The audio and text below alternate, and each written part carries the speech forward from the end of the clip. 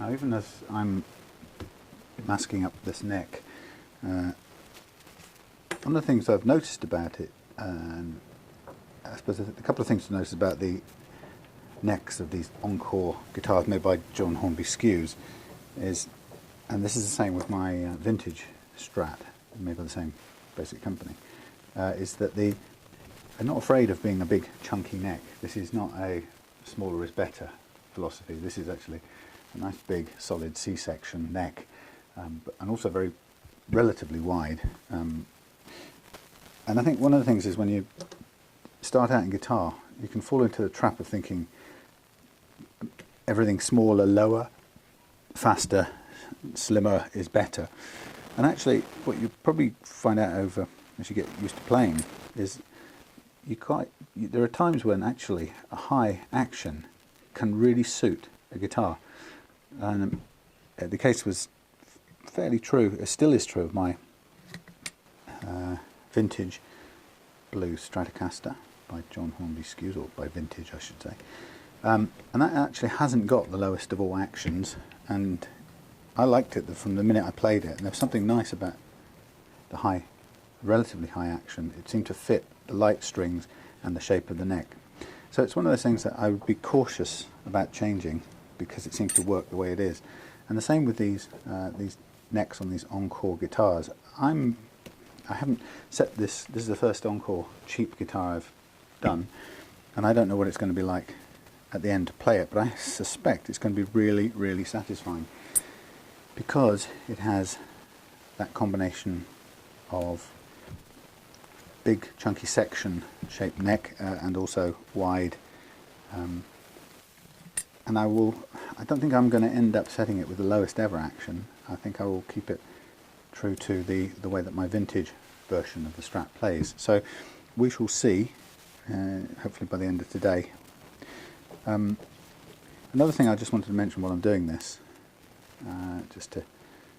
something I didn't mention already probably, is that when you are doing this setup work yourself on the guitar, the really important bit is there are only 5 or 6 main steps, which if you're to do them, you will almost always improve the playability of your guitar, unless you make a big mistake and then you can do some damage. But generally speaking, if you're careful, you'll always improve the way it plays with these steps. But the important part about these steps is they're not rocket science, but they are important to do carefully and to do in the right order. So, for example, if you're going to check or if you've checked the frets and you want to redress them, they're either not level or they've got lots of wear on them.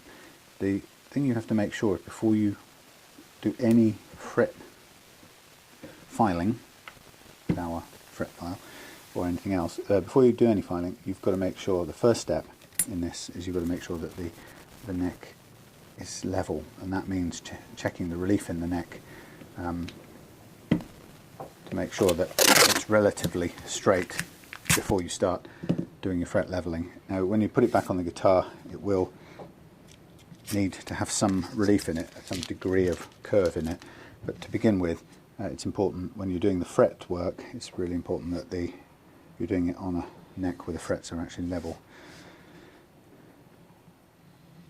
And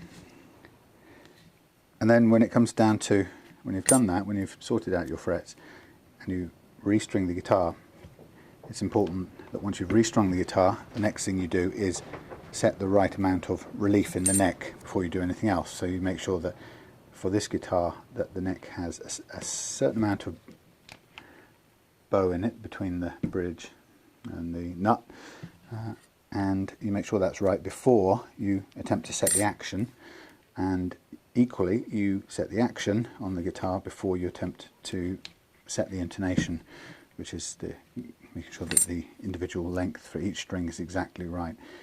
So it's just about those steps, getting them in the right order. If you follow this video all the way through, or if you go online and consult any of the how-to videos that you'll find, there's millions of them, you're gonna hear pretty much the same story.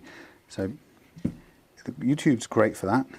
Make sure you do as much watching as you can, even before you start. Don't just take any single view as gospel truth. Everybody will have slightly different ways, and I learned something this week from watching somebody else doing it, and I think I'll change the way I do something in order to try it their way.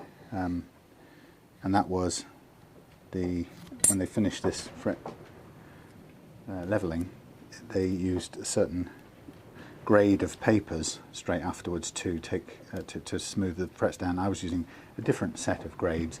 They're going much lighter than I was using much heavier grades. Could explain why sometimes I'm not quite happy yet with the level of smoothness that I get at the end of everything. It's much better than it was at the beginning, but it's never quite perfect for my liking, so I'm going to follow their advice on that. Okay, so we have our neck fretboard masked off.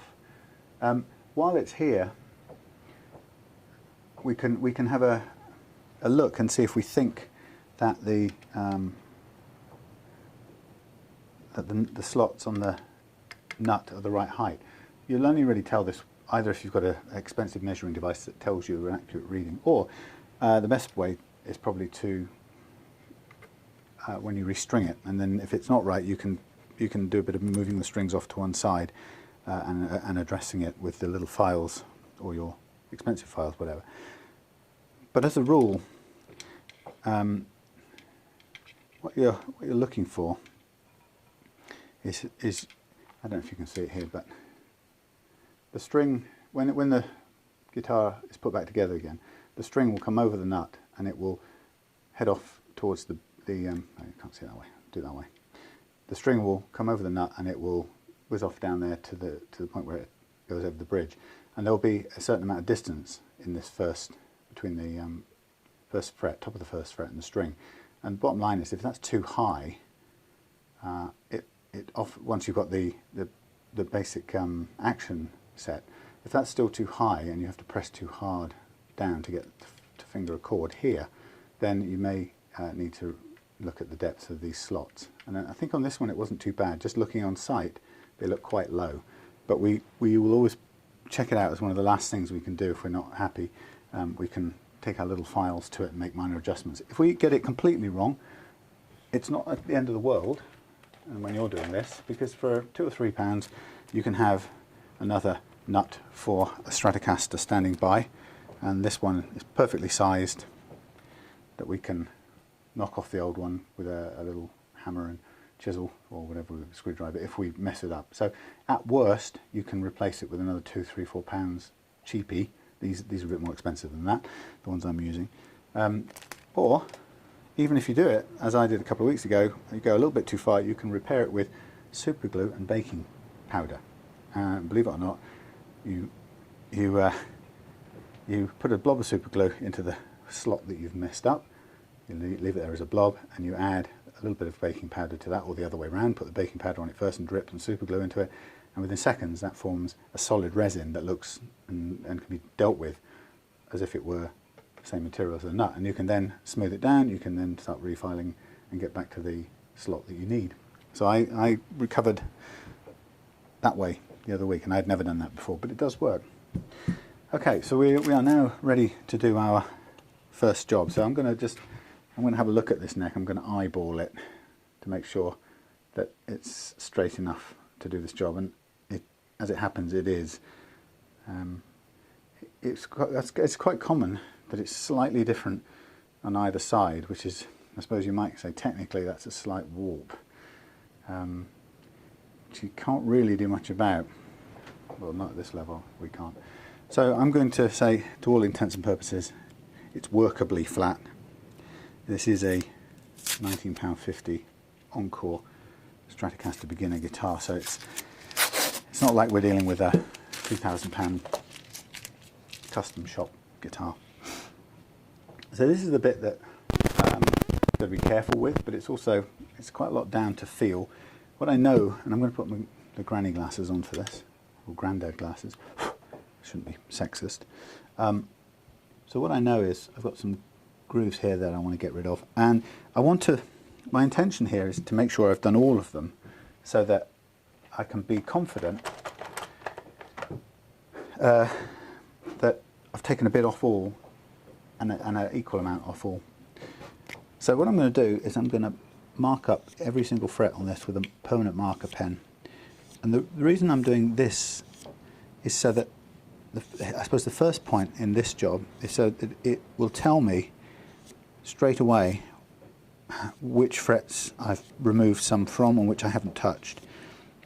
So you can imagine that if there's black parts left after I've done a pass with this fret file, then I've not touched that fret. So it's quite a clever, simple way of doing that. It doesn't do any harm. Our file should take all of this black off in a minute. So the purpose of this is quite a scary thing if you haven't done it before. Our job is to use this beautifully heavy flat surface. I'm going to take my watch off to do this. Beautiful surface to take off just a top layer off all of these frets. And there's no time like the beginning to get started, so I'm going to start at the beginning.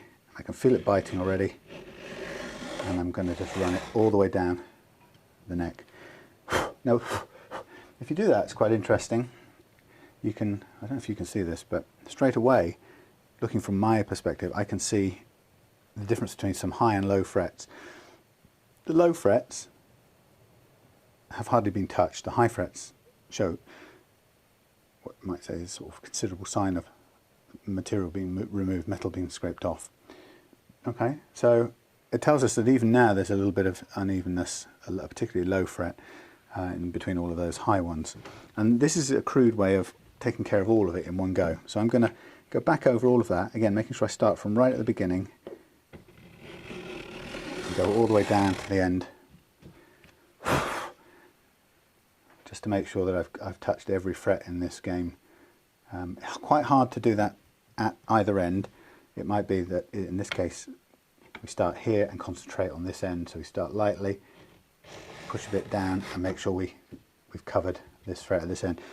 Likewise, we might want to turn the file around, start in the middle here and just roll off the end here to make sure we've also addressed that this end as well. So there's no hard and fast rule. I can see in total I've pretty much touched everything, but I might go once more over it in a sort of light pass to make sure. Then I'll move into near the middle section and go all the way across.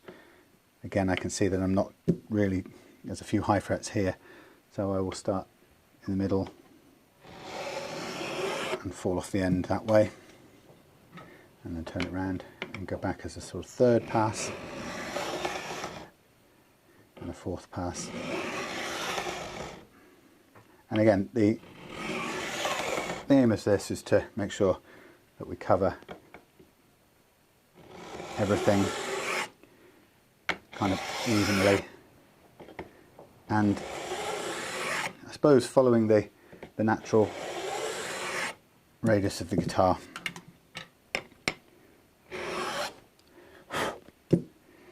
Now, with this, you can, if you're not careful, keep on going and keep on going to the point where you've got no fret material left. We can see that this action has taken quite a chunk off everything, but there are some that feel relatively untouched. And at this point, you can always get should always get your fret rocker out and just go back to any fret, any pair or any three frets in a row, and just do a kind of spot check. And at this sort of level of fret leveling, we should expect this to leave us, this activity that we've just done, to leave us with a pretty safe set of level frets. Now actually it's interesting, there's a bit of rock there, and that is because we've got a low fret there, which is interesting. So quite difficult to do how you address a really low fret without gently taking away a bit more on everything around it. So not 100% convinced that we've got this end worked out yet, so I'm going to just gently rework it from this way, make sure that we again cover everything without too much pressure on it, and everything pretty much looks good up to 2 points here and here, which look to me like they appear to be low frets in this overall scheme of things, and those low frets are probably in some ways less of a problem than the high frets, and I'm not going to worry too much about them. And I think overall that gives us, apart from those, you might expect a bit of rock and roll where we encounter the low frets, and it's true, there's a tiny bit of rocking going on there, short of adding a little more of a taper off on this bit by just going over everything again here to try and pick up those low frets. There's not going to be a lot we can do. Okay, so I don't want to take too much more, else we're going to end up with nothing left. But from a looking down on it point of view, that's quite an extensive set of cutting into the frets. Everything's been bitten into. There's no doubt that we've touched the top of everything. Everything's had its surface scraped. And again, I say the real test is we just go over everything to make sure there are no rocking frets left.